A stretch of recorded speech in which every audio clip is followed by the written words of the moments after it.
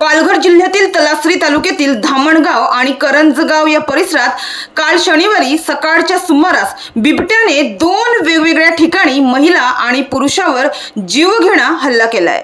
या हल्ल्यांमध्ये दोघेही गंभीर जखमी झाले असून त्यांच्यावर सध्या तलासरी उपजिल्हा रुग्णालयात उपचार सुरू आहे अशी माहिती समोर येत आहे। मात्र या घटनांमुळे परिसरात मोठी दहशत निर्माण झाली आहे। तलासरी तालुक्यातील करंजगाव पाटीलपाडा या परिसरात सकाळी 8:30 वाजण्याच्या सुमारास पहिली घटना घडली।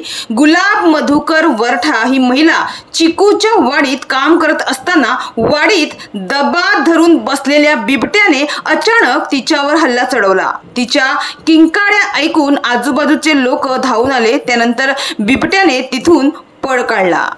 तर त्याच दिवशी सकाळी 9च्या सुमारास दुसरी घटना घडली।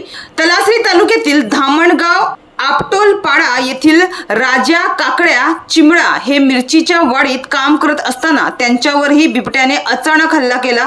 काही क्षणानंतर या ठिकाणाहून बिबट्याने धूम ठोकली। या दोन्ही घटनांनंतर वन विभाग आणि वाईल्ड लाईफ विभागाने तातडीने शोध मोहीम राबविली आहे।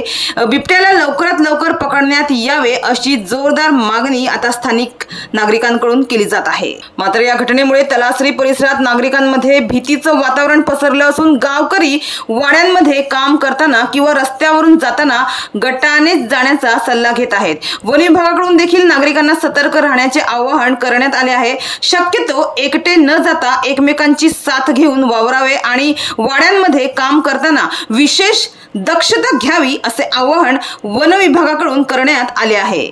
तर वन विभागाच्या अधिकाऱ्यांनी दिलेल्या प्राथमिक अंदाजानुसार बिबट्या अन्नाच्या शोधात वस्तीशी लागून असलेल्या वाड्यांमध्ये फिरत असावा। बिबट्याच्या हालचालींवर लक्ष ठेवून त्याला जेरबंद करण्यासाठी सापळे लावले जात असून आमच्याकडून सर्वतोपरी उपाययोजना केल्या जात आहे, करण्यात येत आहे अशी माहिती वन विभागाकडून देण्यात आली आहे। मात्र या दोन्ही घटनांमधील बिबटा हा एकच होता की वेगवेगळे बिबटे होते याची माहिती मिळू शकली नाहीये। मात्र जर या दोन्ही घटनेतील हल्ला करणारे दोन वेगवेगळे बिबटे असतील तर याचा अर्थ वस्ती भागांमध्ये आता बिबट्यांचा वावर वाढू लागला आहे आणि जर हे बिबटे माणसांवर अशा प्रकारे हल्ला करत असतील तर ही गंभीरच बाब आहे। याकडे लक्ष देणं गरजेचंच झालं आहे।